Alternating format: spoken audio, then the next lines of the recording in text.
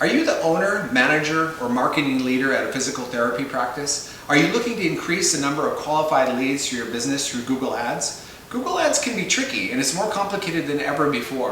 One single misstep can steer that account right off the cliff. But thankfully, we put together a guide just for you, just for physical therapy practice, so you can learn how to build your campaigns from scratch the right way, which will lead to long-term profitability and growth. Let's get started.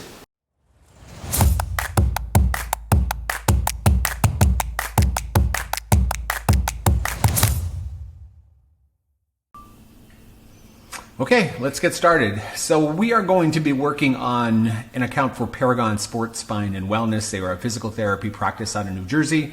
They offer a lot of different services. You can see as I put my mouse pointer over conditions and specialties, physical therapy, pelvic floor therapy, occupational therapy, chiropractic, etc.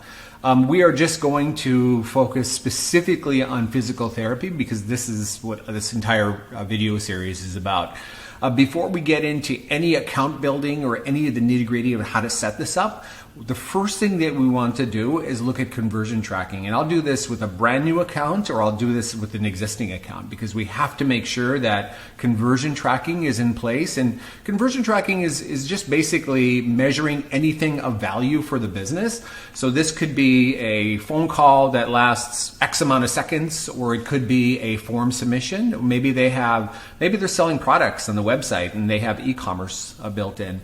In that case, it would be sales, right? So anything that represents, again, value to the business needs to be captured in terms of conversions and sent back over to Google. Now, we have two different types of conversions. We have primary conversions, we have secondary conversions. Primary conversions are really the conversions that are going to inform the Google algorithm that this is a conversion that is of interest to the business. So we're gonna optimize campaigns based off of that type of conversion. Now we're talking about when we get into smart bidding, right? So we could be doing target CPA, target ROAS, anything with like maximize conversions or maximize conversion value, which we'll talk about later. But the important thing to remember is you've got to measure what matters, right? So there have been a lot of times where I'll go into a website and I will see things that are being measured that shouldn't be measured. For example, page views, right? That's not truly, that could be valuable. That's good information to have, but that's not a conversion, right? Typically, that's not a conversion. What you want to do is measure things like this phone number, right? So if somebody comes to the website and they make a call, and that call lasts, let's say, 60 seconds, that's typically of value. So you want to capture that. If they click on request an appointment and they book an appointment to come in and see somebody in your office, that's a value. You want to capture that. If they fill out a contact form, that's a value. You want to capture that. Another problem that I see on a lot of websites is that you'll have contact information, and I don't see it here, but you'll have contact information that's like an email address. Now we can definitely click or capture clicks on an email, but we don't know if that email is going to be submitted, so that's not really a conversion that we'd be interested in capturing. We definitely want to get them over to a form that they can submit, and that form gets submitted usually to a thank you page where we fire a conversion action, typically through Google Tag Manager, or the form might actually submit itself, which happens, which is a little trickier, but we can definitely capture that as well. A lot of times, again, in Google Tag Manager. But the point is, it's really important, I know I'm saying this a lot, but it's really important to capture the conversions that matter to the business because that's what we will be using, especially later on as we start introducing smart bidding to the account, okay? So let's go into Google Ads. Let's take a look at the conversion tracking today. Okay, so here we are inside the Paragon Sports, Spine, and Wellness account, and you're going to see a whole bunch of different conversion actions that have been set up. Pay particular attention to what they're categorized as. So you can see phone call leads, contacts, book appointments, get directions, engagements, right? So, and then here as well, action optimization, primary. In fact, these are all primary because we've identified them as adding significant value to the business. So they have to, what we're doing is we're telling Google, Whenever this event happens, make sure you share that as a primary conversion action with the Google algorithm so that Google can eventually learn from that data and find more of the patients that you need to grow your practice, okay? The conversion source here are calls from ads websites. So this whole section up here is just related to calls. So you can see calls from ads, which is the call extension or the call asset, where the ad displays itself. Somebody does a search. Let's say they do physical therapist near me. The text ad shows up and it has a call extension at the bottom. They click it and that's your call from ad. And it measures as a conversion, providing that call lasts a certain amount of seconds. Calls from smart campaigns, those are the Google smart campaigns, and typically we don't set up anybody with Google smart campaigns. It's just the easy way to do it if you don't know anything about Google Ads, and it can be dangerous quite often, so we do things that are very granular and controlled that we can measure, right? So we're going to ignore that one. Calls from website is, so what we just looked at on the website, so the phone number. And it's actually, Google has this built into Google Ads, so you can actually do measurement on your phone calls.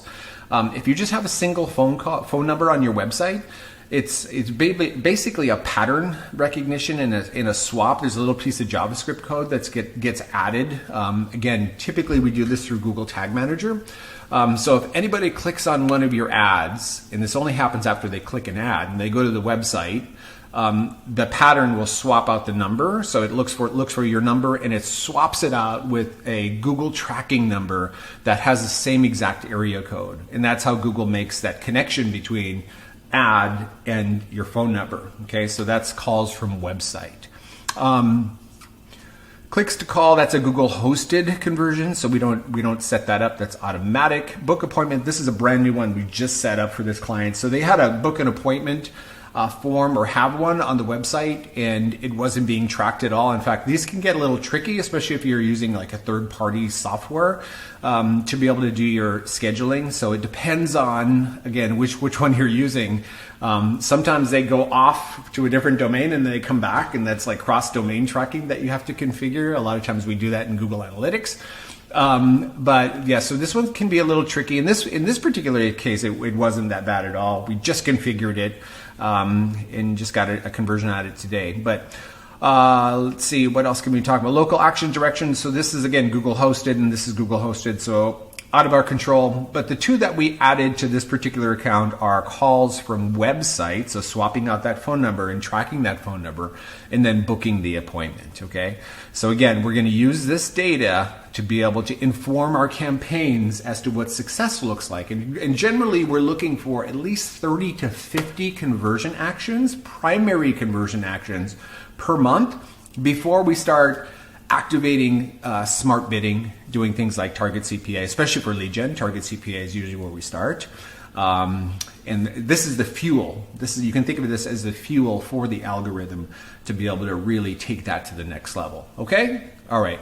On to the next item. Okay, so let's say that you don't have any conversion action set up. So the very first thing you need to do is actually create one. Now, this isn't a guide for how to create conversion actions because it's very detailed and it's very client specific as to what that looks like. I will say that if you need help with it, just reach out. It's something that we do all day long, so it's a service we provide, so feel free to reach out. The contact information is in the description of this video. But I will take you into it just a little bit so you can see what it looks like. Okay, so we're going to do a new conversion action. And once we click on new conversion action, we will be presented with a few different options here. So I believe it's 4 different options. So 4 different options. So website, again, where Google says page views, right? So I wouldn't track conversions on page views at all. I wouldn't actually track conversions on link clicks. Online sales without a doubt, and signups without a doubt. App, we're not going to talk about that today, but phone calls, okay, calls from ads, calls into a number on your website, clicks on a number on mobile sites. So definitely we would do that as well. Let me just go into it just briefly, and so we can take a look at how this is. I'll steer you in the right direction on how to actually set these up.